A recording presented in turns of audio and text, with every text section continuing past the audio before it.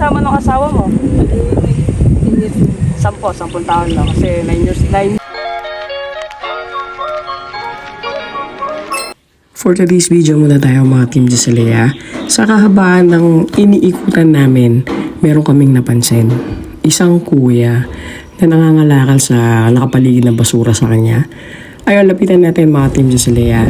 Tanungin natin kung pwede natin siya makausap at para malaman natin yung kwento niya. Abangan nyo po mga Team Jessalea ang kwento ni kuya. Ayan po siya mga Team Jessalea.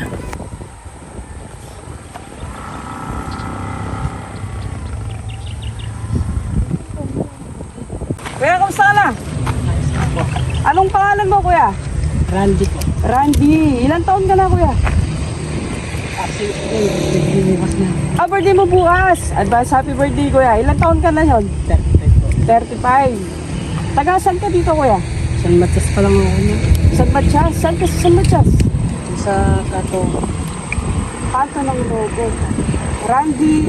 Anong pili mo? That way. May asawa ka na ka na, kuya. Punta ka, kuya. Meron po.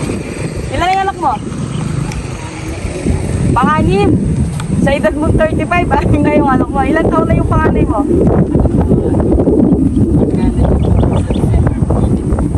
Magna 9. O yung asawa mo, ilan taon na? 33. Bata pa. Maaga kayo nag-asawa. O yung bunso mo, ilan taon na? Bali, isang taon na kita. Isang taon bigit. Bali, 9 years old. Ilan taon na kayo nagsasama ng asawa mo? Bali, 10 taon lang. Kasi 9 years na kayong nagsasama. Ay, 9 years old na yung panganay mo eh. Bali, ito yung ginagawa mo araw-araw. Tangay na po, namumulto ako ng mulay po sa kanil. Namumulot ka ng gulay. Kung wala naman po din nangangalakal po. Nangangalakal ka araw-araw. Yung pangumuha mo ng gulay, nakakapagkano ka naman ba? Kikita po kami ng pura, meron tayo ba? Meron maraming gulay po. Sa isang araw. Pero hindi ka na mangangalakal nun. Hindi na rin po. Pag nakuha mo na yung 400, okay ka na. Okay ka na. Tapos kapag walang gulay, ito yung ginagawa ko, pangangalakal na. Bali, dito ka lang nangangalakal. Sa paligid. Sa paligid. Nakakamagkano ka naman, kuya? Kaya kumukha lang po, ito lang po na po. Magkano nga abutin yan? Halaga siguro 150 lang po siguro po. Hindi ka nakakuha ng gulay ngayon? Hindi po. Bakit kapag walang gulay? Ay, wait po. Siyempre nag-aaral din po ng pag-nag-aaral ng bata. Oo, kasi may 1 years old ka pa eh. Tapos yung mga iba, nag-aaral sigurado. Alam ko yung banda sa inyo, sa likod ng Nobo. Doon ka banda lang. Marami na din mga bahay doon. Marami na rin. Matagal na kayo nakatira doon? Nung bata po, tinutulog ko na po ako panganak. Doon ka na pinanganak. Dati rin kami nakatira sa Moras eh. Oo, tapos yung sa kanto na lang, tapos yung Pulubong Moras. Oo, dati rin kami doon nung bata pa kami. Kaya alam ko yung sa likod ng Nobo. Pero iba na yata yung lugar doon eh. Marami ng tao ngayon, tsaka Marami ng tao sa bahay na. Pero yun yung ginagawa mo para pambuhay sa pamilya mo. Importante naman kuya, marangal yung ginagawa mo.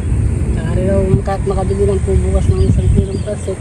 Oo, meron ka ng panghanda. Advance happy birthday kuya. Salamat po. Birthday mo. Pero importante, ayos, saka wala magkakasakit sa pamilya mo. Ganun lang naman yung ng takbo ng buhay ngayon eh. Pagbuka po kasi yun, makanak po kasi hindi namin malaya na sa pagtuwa ngayon na napili sa Napilay. Bilang na siya. Pang ilan mong anak yung kuya? yung pang-5 po. Pang-5. Ilan taon na yan? Mag-iisang taon na kinako sa O yung bunso mo? ano po, 2 years ay kulang po sa magdadalawang taon po sa November ay December. Di yan yung bunso December ha, 9. yun yung pangalawa. Kasi yung bunso mo, isang taon may get. Isang taon may pisa. Yan yung may pilay o yung... Yung may pila. Ayun mga Team Jessalea, putulin muna natin yung kwento ni Kuya Randy. Abangan nyo pa yung pinakabuod ng kwento niya mga Team Jessalea. Dahil sinabi daw nga niya, 6 yung anak niya. Mga Team Joselia, maraming salamat po sa pagsubaybay sa ating mga video. Huwag niyo pong kakalimutan mag-follow at mag-subscribe sa ating YouTube channel at FB page. God bless po sa inyo lahat. Salamat po.